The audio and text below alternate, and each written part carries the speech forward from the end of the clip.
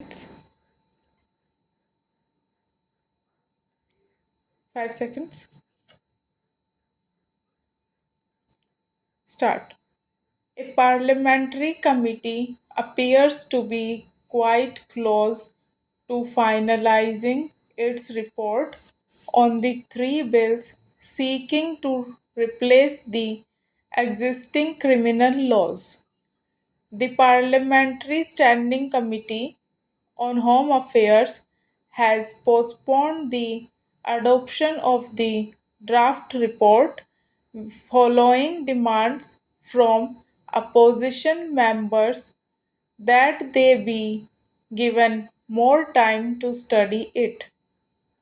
The report is said to have at least three dissenting notes, mainly pertaining to the text of the Bharatiya Nyaya Sanhita, which will replace the Indian Penal Code and the Bharatiya Nagarik Suraksha Sanhita, which will come in the place of the Code of Criminal Procedure.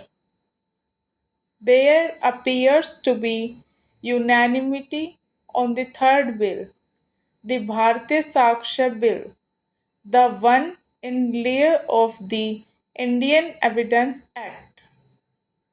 Having begun its deliberations only on August 24 and having held only 12 sittings, there may be questions about the adequacy of the scrutiny. The whole point of introducing these new criminal codes was to bring about a major overhaul of a body of law deemed to be too colonial in orientation. Any meaningful study of these three bills ought to have involved wide consultations among stakeholders across the country.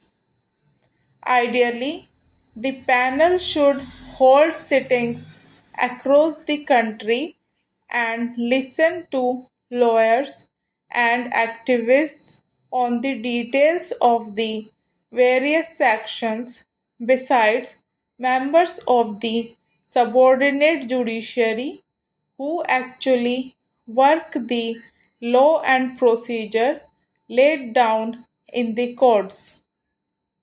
The demand for more time to examine the report has emerged because the draft report was said to have been circulated in English only days before it was scheduled to be adopted, and that the Hindi version was made available only on the eve of the sitting. The panel's next meeting is scheduled for November 6. It would be unwise to treat the current deferment as nothing more than a brief interlude to give more time to panel members to study the draft report. Rather, it should be seen as an opportunity to extend the time given to the committee by a few more months. The government seems to be keen on getting the bills introduced in Parliament and passed during the winter session. There is no reason for such haste.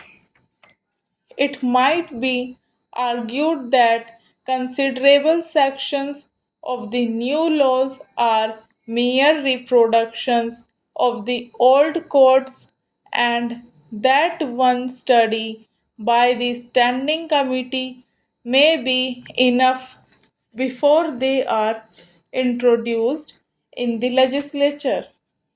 However, there are areas that may require deeper scrutiny.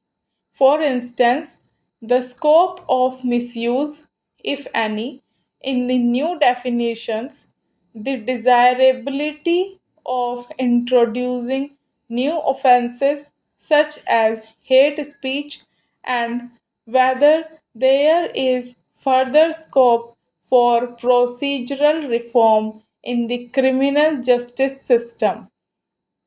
On October 6, the Reserve Bank of India (RBI) stuck to its 6.5% GDP growth projection for the year, with risks from geopolitical tensions, economic fragmentation, volatile financial markets, and an uneven monsoon evenly balanced out by strengthening domestic demand.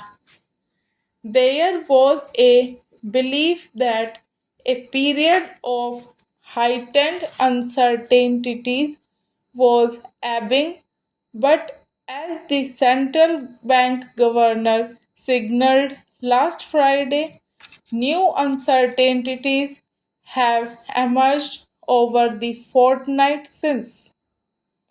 The Israel Hamas conflict that erupted a day after the monetary policy review has widened, and Finance Minister Nirmala Sitharaman has flagged worries about implications on global food, fuel, and fertilizer supplies. Given India's dependence on fuel and fertilizer imports, disruptions or price spikes could hurt the macroeconomic framework even if the government refrains from passing on higher prices to consumers and farmers in the election season. The RBI chief also pointed to rising US bond yields, which hit a 16-year high of 5% this week, mixed data points and signals from central banks around the world as the new unknowns, even as known unknowns such as financial market turmoil have got more pronounced. A glimpse of this anxiety was visible this week with the sharpest sell off on Indian bourses since July. There is no certainty that the RBI would still uphold its evenly balanced outlook towards the risks to growth. However, the finance ministry, while acknowledging that global uncertainties have compounded, seems largely sanguine for now in its outlook for the economy.